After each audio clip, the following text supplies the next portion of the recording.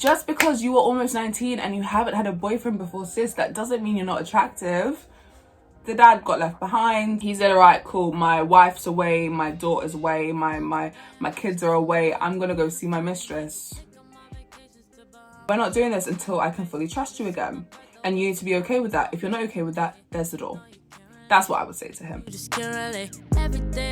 We're very festive today. We are having hot chocolate and we are in our Christmassy PJs. Hey guys, what's up? It's your girl Jessiara. Welcome back to my channel, or welcome to my channel if you're new. Welcome to episode 1 of Not Your Dilemma, this series where I answer you guys' dilemmas that you sent me regarding school, friends, boyfriends, girlfriends, you know, family, relationships, anything beyond that subject matter. So that's what this episode is for you guys today. Upon popular demand, you guys wanted this video ASAP, literally. The emails that I have here today are like the most urgent ones, I guess. There are so many emails that I've gotten from you guys, mainly from TikTok. So if you guys came from TikTok, shout out to you. But if you guys are new to my channel and you have no idea what this is, you have no idea who I am. Hello, my name is Jessiara.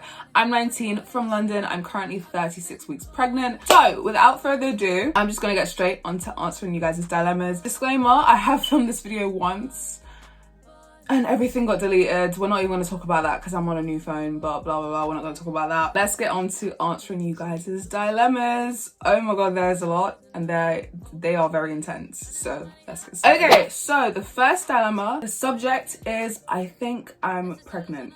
So she says, I'm 19 and I think I'm pregnant. I would love to keep the baby and hopefully my boyfriend would too. The problem is that my parents will probably kick me out and if my boyfriend leaves me, I will have nowhere to stay. What do I do? First of all, I feel you completely because obviously I'm 19, I'm pregnant, I live at home, and my boyfriend, when I told him I was pregnant, he wasn't ready. I completely understand where you're coming from, sis. First of all, congrats, because you said you want to keep the baby. It's good that you know what you want to do straight off the bat. So you know you're going to keep the baby. Now it's just getting the support of your family. So what I would do, what I done, the first person I told when I found out was Corey, because he's the dad. I had to tell him. You didn't say that you told your boyfriend, but I think tell your boyfriend. Like, tell your boyfriend. Yeah, sis, you need to tell your boyfriend. You need to just sit him down and be like, look, this is what's happened. This is what is going to happen because I'm keeping the baby. You know, be stern with him. Be like, I'm keeping the baby regardless. If you want to stay, stay. If you don't want to stay, you don't have to stay. Like, no one's forcing you. And then the next step after you tell your boyfriend, hopefully he will be supportive. Fingers crossed he is, which will be amazing. The next step is to tell your parents. Because, sis, I know telling your parents, especially if you're under the age of 20, 19 is not a terrible age, but then every parent is different. Every parent will react differently. So I think sit your parents down together.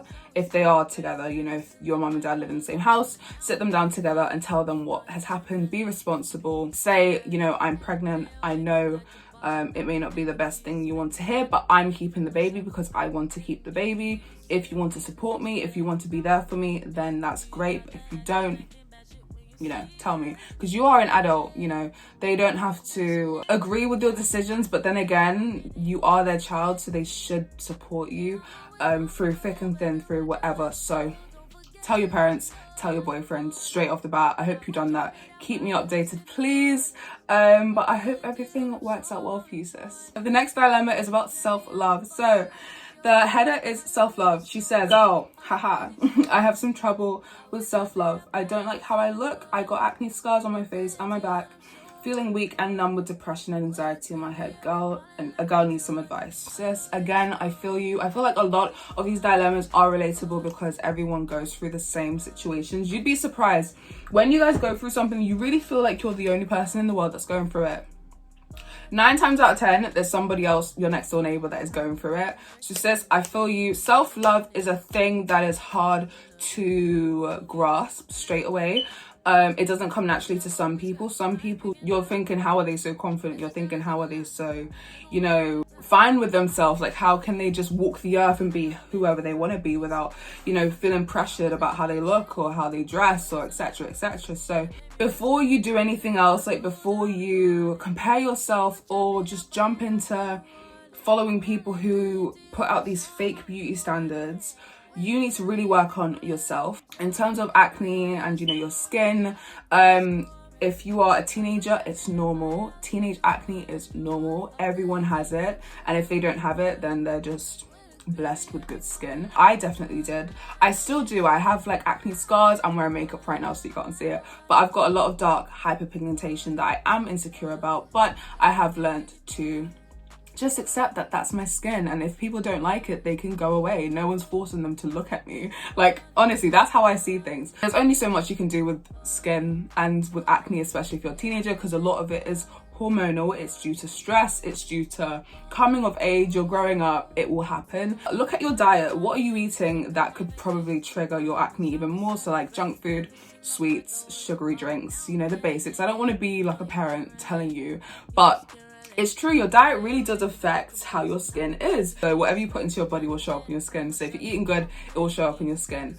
And also try and look into some face products. I can't recommend any products because everyone's skin is different. And then in terms of depression and anxiety, sis, again, I think the best thing to do is to distract yourself, just to find things that you love, you know, focus on school, get good grades, and then when you come home, find something that you love. That can be like filming, it could be photography, it could be painting, it could be making music, writing, anything. So just find something that you can distract yourself with so you're not always in your head, because trust me, again, I know how this feels. You know, focus on yourself before you focus on anyone else. So don't even think about boys, don't even think about, you know, how is my friend doing? Think about, how am I doing? If you don't check yourself first, you're not going to be able to help anyone else. You really have to focus on yourself first before you can help another person who is also feeling some sort of way. So I hope that goes well, sis. Again, keep me updated and email me again if you are still struggling. Right, this next one is for my university students, or for those of you who are starting or who have started university. So they say, hey Jessiara, I need some advice on something.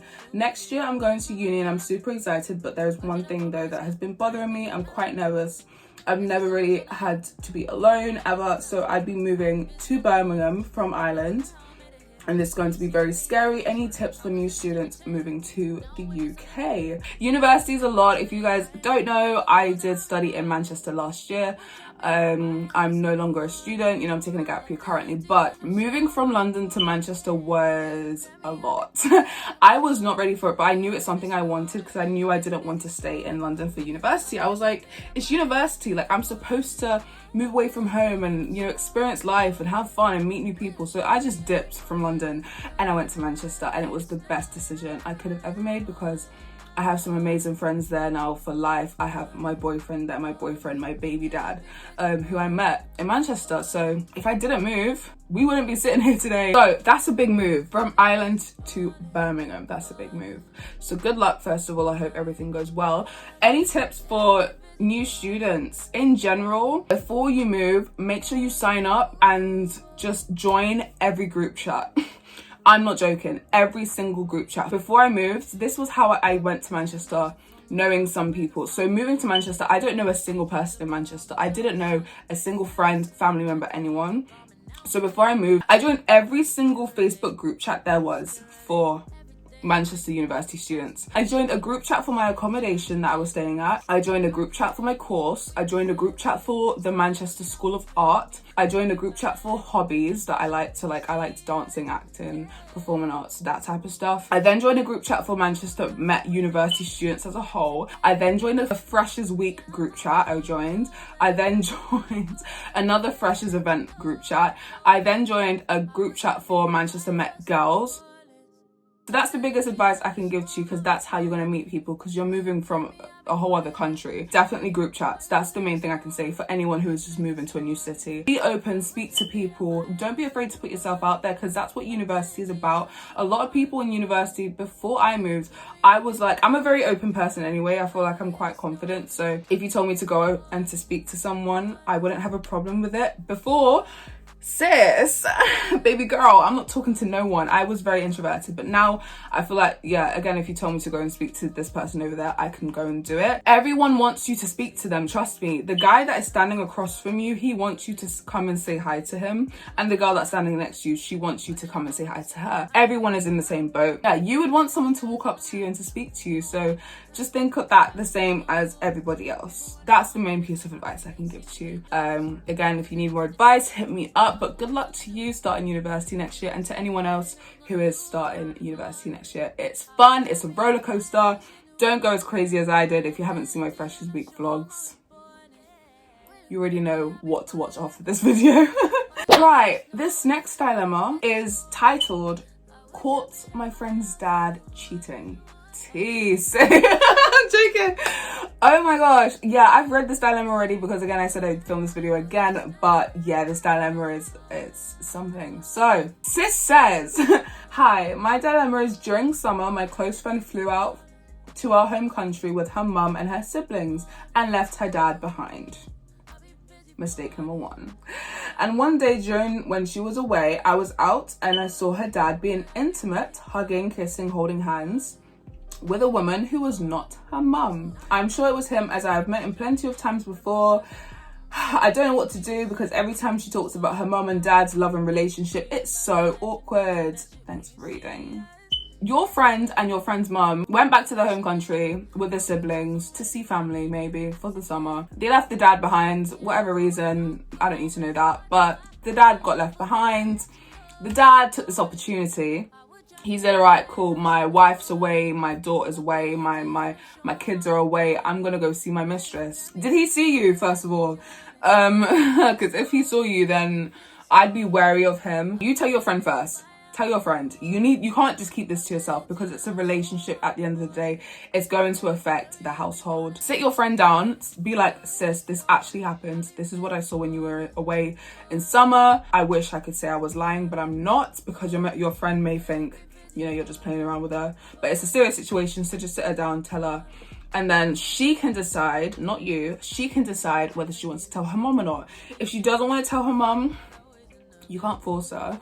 I would want her to tell her mum, but you know, it's her mum, it's her family at the end of the day, not yours. But yeah, if she wants to tell her mum, then great, because you can both go to the mum and tell the mum when the dad is not in the house or when the dad is not within radius, and then the mum can go from there. But again, if your friend wants to tell her mum, she will tell her mum. If she doesn't want to tell her mum, she's not going to tell her mum. Don't force her to. It's her family that you're interfering with, so don't force it upon her to tell anyone, but just tell her at least, and then she can make the decision for herself if she wants to tell her family. But that's that. Like, men, man. I say this with a whole boyfriend, but still, like, certain men, grown men, you'd think they'd learn. Karma's gonna hit him like a truck. He will learn, okay? Sis, he will get what's coming for him. Don't worry. Okay, this next dilemma, again, it has something to do with self-love, and I feel for this. So this person says, hi Jessiara, recently I've been feeling pretty down. I don't feel happy with the way I look, and I just feel like no one is going to love me. I'm almost 19 and I haven't had a boyfriend before. So I have basically come to the realization that I'm not attractive. I have a crush on one of my friends, but I feel like I'm not attractive enough for him and he won't like me back. I don't know, I just really wish I had someone to love, someone who could help me love myself. You're almost 19 and you haven't had a boyfriend before, so you've come to the realization that you're not attractive. Just because you're almost 19 and you haven't had a boyfriend. Sis, no! Let me put this down. No! Just because you were almost 19 and you haven't had a boyfriend before, sis, that doesn't mean you're not attractive. Like, what? No! How did you come to that conclusion, my darling?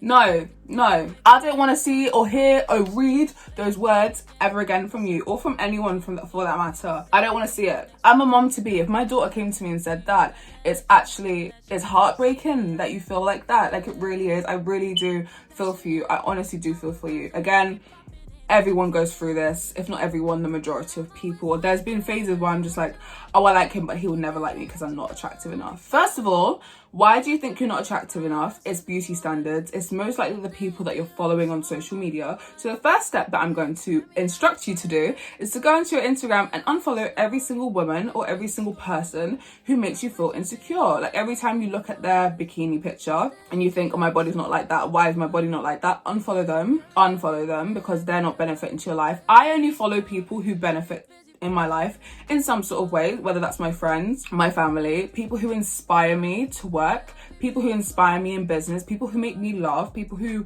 inspire me to dress nicely. I don't follow anyone where I think, oh, she's so pretty, I wish I looked like that. I have not thought that in like 2 years. Like, I can put my hand up and say I have not had that thought where I thought, oh my gosh, I wish I looked like that, or oh my god, I wish I had this body, or oh my god, I'm ugly, or I'm not this, or I'm not that.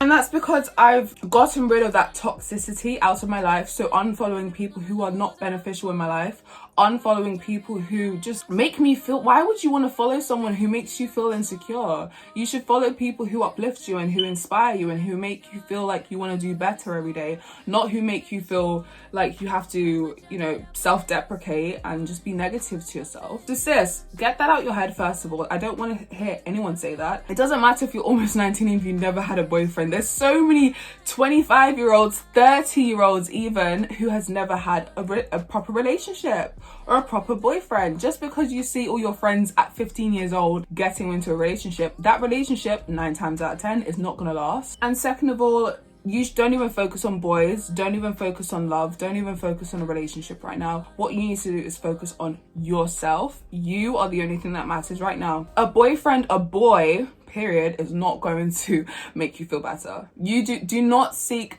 validation from men. I repeat, do not seek validation from men, from boys. Again, I'm in a loving, amazing relationship with someone who I love and adore very much, who is my best friend. He uplifts me, he makes me feel amazing, and I uplift him, vice versa. But in no way, shape or form am I with him to feel better about myself. No.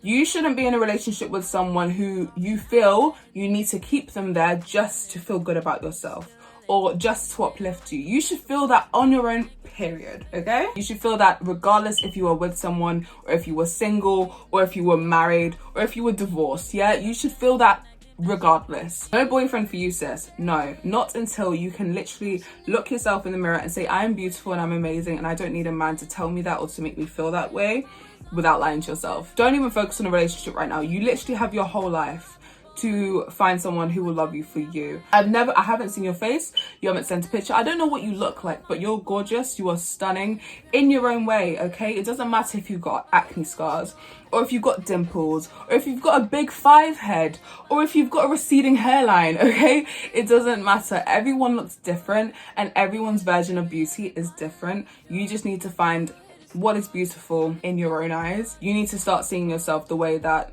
everyone else sees you, because I bet everyone in your life, if you ask them, they would say you're a solid 10 out of 10. So find your escape. So sis, you don't need a boyfriend to make you feel pretty. Good luck, my darling. Keep me updated. And again, hit me up if you need any extra help. The last dilemma. So this girl says, hello Jessiara, hi. Hope all is well with you. My dilemma is I am dating this guy who's 47. I'm 25 years old. In the past, he did some things that I was not okay with, such as flirting with people online. I lost trust in him, but I forgave him, and I'm currently trying to trust him again. I told him that I won't be having the deed with him until I feel like I can trust him again. He seems okay with it, but he gets frustrated about it because he thinks that the deed is important in a relationship. I don't know if I should just end it and move on with my life since he gets mad about not having. Men are annoying. Again, I say this having a boyfriend, but men can be so annoying. Men have very sexual natures, as we all know, if you're above the age of 18, I hope anyway. To keep this answer short to you, sis, at the end of the day, if he keeps getting pressed and if he keeps getting mad and upset that you're refusing to do the deed with him, leave him. Sir, you should be happy that I'm even here. Because baby girl, I could have moved on ages ago. You should be happy that I'm still present. You should be happy that you're still even seeing me. You forgave him for flirting with people online, as you said in this email. So sis, you should be happy that I'm still here, because I could have left. I could have left and you would have been missing out. So that's the first thing I would say to him. You should be happy that I'm still here, because I am amazing. I am high class. I am high quality. You should be happy that I'm still even here, because I can go if you want me to. You say that he's fine with it, but I don't think he is. It doesn't sound like it. It sounds like he's like, oh no, it's fine, it's fine, it's fine. But he's only saying it's fine so you can rush. Do you see what I mean? He's only saying that he's fine with it because he wants you to be like, okay, he's fine with it. Yeah, no, let's go. Let's go do it right now, you know? That's his thought process. He's not saying it's fine as in, yes, it's fine, take as much time as you need.